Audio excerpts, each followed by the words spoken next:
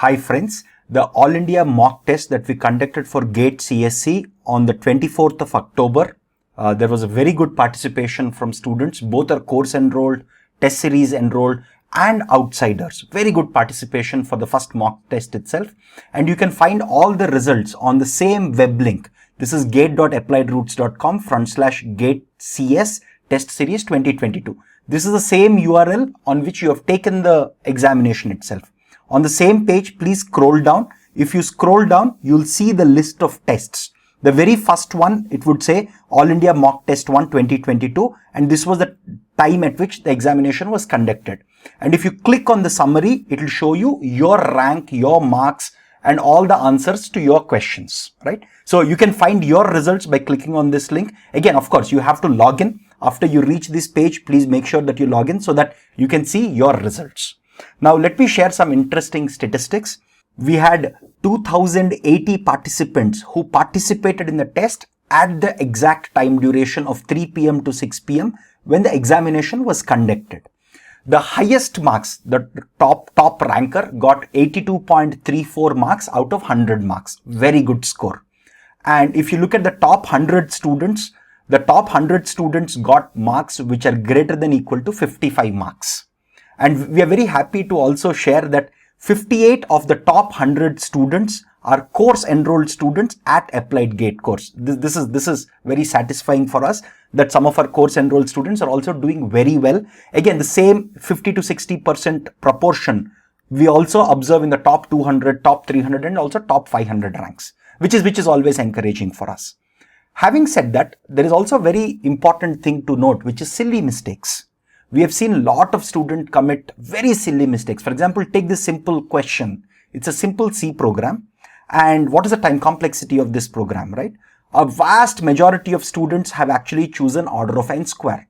We have seen even in the top 100 and 200 rankers, more than 70% of students, even in the top 100 and 200 ranks, they've actually chosen order of n square. But what they've forgotten is they've forgotten to see this semicolon at the end of this line. Look at this. If there is a semicolon at the end, the whole meaning of this for loops will change. The actual correct answer for this is theta of n, not theta of n square. Very simple question. But the reason a lot of students committed, a vast majority of students committed silly mistake is they overlooked the details. They did not look at the details. They did not read the question carefully. Again, we have seen very similar silly mistakes in other topics. For example, this is a question about decreasing the ith element in a min heap, right? And vast majority of students again have chosen either order of log n or order of n. Because remember, we are having a binary min heap in which we are trying to decrease the ith element, right? When you decrease the ith element, it will go above because it's a min heap, right? So if the ith element is at some level, right, in your min heap, it's going to go up. And the depth of the ith element will be log I, right? So the correct option here is log I, while almost more than 90% of students have actually chosen order of log n or order of n. A vast majority of them actually have chosen order of log n, while it should have been order of log I. Again, this is also about not carefully looking at all the 4 options given and thinking if this option could be the correct option. Again, some of these questions can be slightly tricky. They're intentionally given so because some of the GATE questions we've seen in the recent past tend to be slightly tricky. This is not a hard question. This is a simple question, but slightly tricky. And for these types of questions, you have to make sure that you're going through all the options that are there and thinking, can this option be true? Just think about that slightly carefully. Cool. Similarly, this is a problem in mathematical aptitude, right? It's a fairly straightforward problem. A lot of students actually have chosen 121 as the answer instead of 242. One of the reasons for that is, okay, so if you solve this whole mathematics, you'll get the simple fact that r plus 4 and r plus 15 would be divisible, can be written as 121 into k plus 1 into k plus 2, right? Where k is a positive integer. Right? So in this case, a lot of students have said, hey, this is divisible by 121 and they've gone ahead and ticked 121. What they've overlooked is, if you have two numbers, k plus 1 and k plus 2, one of these has to be an even number, which means one of these will be divisible by 2, which means this whole 121 multiplied by k plus 1 multiplied by k plus 2 will be divisible by 242. And it says what is the largest number that will divide r plus 4 and r plus 5. So the correct answer here is 242.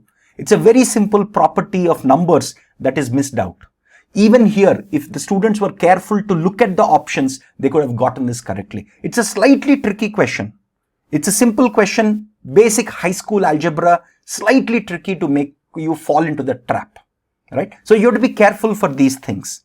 So overall, we have seen approximately about 8 similar questions where we have a very high rate of silly mistakes. A vast majority of toppers and all students, if you look at the whole 2000 students, a vast majority of them have committed silly mistakes on about 8 such questions, which are actually easy questions, which are actually easy, slightly tricky, which will force you to fall into a trap of silly mistake. So please avoid that. We have seen even in the top 100 and top 200 rankers, we have seen a very high rate of silly mistakes for these, right? They're very, very important to think of. Again, there are also some students. So there is one student who got 63 marks and literally 0 negative marks. Very, very appreciated. There are some students like these who got very small, like there is one student who got 63 marks, 0 negative marks. That's phenomenally good. Very good work, which means you're being careful with the questions. Because silly mistakes really, really trouble you. They will hurt you in the actual examination. Again, we've also seen a lot of students commit trivial silly mistakes with simple additions and multiplications. Please don't do this. Because it is because of these mistakes probably you scored less than what you could have easily scored. Right? So silly mistakes you should avoid at any cost. Try to minimize these. Simple strategies, especially for this sort of examination, is please read the question very carefully. Read every nitty-gritty detail of question. Don't be in a hurry to answer a question in 30 seconds. Please read it very carefully. If a question looks too simple, probably there is something tricky and you have to be careful. Don't overthink, but be careful. Similarly, all the options that are given for you, think about them very carefully. Think of what if this option could also be correct. Think little carefully there, because if a question looks too simple, there might be something tricky. Just be careful. Don't overthink also. Now, with respect to time management, we've also seen when we're analyzing this data, we've also gotten some information from the students. Students reached out to us and said, hey, I simply ran out of time. What could be a good strategy for time management? A simple suggestion that we often give is, when you're solving the questions in the first pass, when you're solving everything in the very first pass, try to spend no more than 2 to 3 minutes per question. Again, sometimes there might be a question which you can solve in 3.5 minutes. That's okay. But if you're not making significant progress with a question, don't spend more than a couple of minutes there. And if you think you can tackle this question, but you're halfway there, you're not fully sure, but you think you can crack it, just mark it for review and revisit this question in the second phase. The advantage with this is, in the first phase, you can solve all the easy to score and also a few medium questions. Those questions which are medium and slightly tricky or slightly on the harder side, you can always revisit them in the second pass, right? This is very, very important. We have seen some students in our data who have spent 8 to 10 minutes on slightly tricky questions. What happened because of this was, in the last 30 minutes, they had 30 questions. Again, within these 30 questions, a lot of easy questions were there, and they didn't even look at these questions. They didn't even have time to even look at it and give them a fair shot. So our suggestion with respect to time management is, in your first pass, when you're going through each question, try and spend approximately maximum of 3 minutes, typically about 2 minutes per question. Any question that you get an answer correct, you're sure, mark it. Give the answer, move to the next question. If you have partially gotten the answer, if you have made some progress but you're not sure, mark it for review and revisit it in the second pass. Whatever rough work that you've done, keep it handy so that when you come back, you can reuse it. Don't spend enormous amount of time on a single question, like 8 to 10 minutes in the first pass. That's not how you tackle these question papers. Because in these question papers, there is a jumbling of easy, medium, tricky. All these questions are jumbled up. You don't want to be in a situation that you're left with 30 questions in last 30 minutes. Because a vast majority of these could be easy questions that you don't even have even a single minute to think thoroughly and answer. So please don't do that. Cool. Here are suggestions for candidates or students who have gotten 55 plus marks.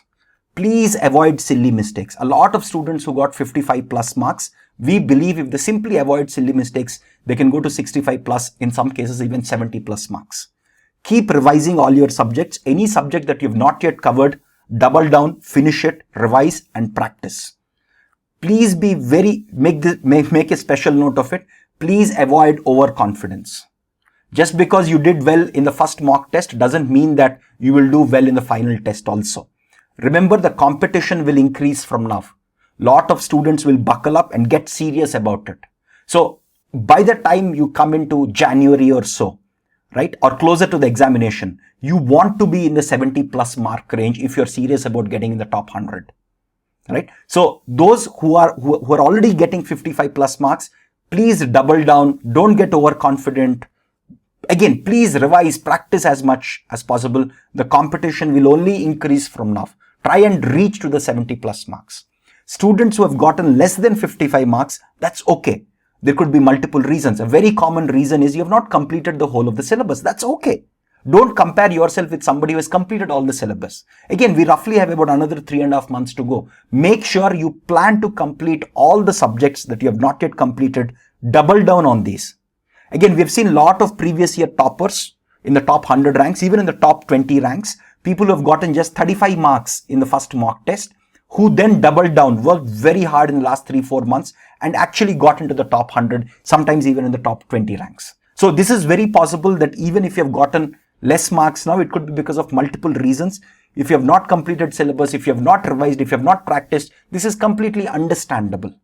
But remember, the competition will only increase, and I want all of you to be part of that competition. You guys should double down and give competition to everybody, including the toppers of this examination. Cool.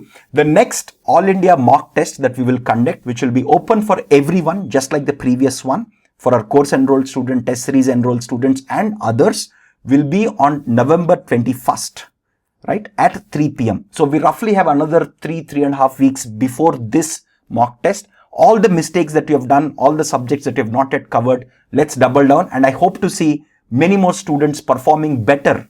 Because to be frank with you, if the top 100 ranks is 55 marks, this is quite low. In the actual examination that we typically see in the GATE results, for the top 100 ranks, you need to be 67 plus marks. And we are sure that this number will keep going up from now till January. Again, this is a rough estimate based on the last few years of marks, right? So we want more and more students to get into that 65 plus mark range in the next mock test, and of course in the future All India mock tests that we will conduct. All the best, and thanks again for all the students who have participated in this mock test.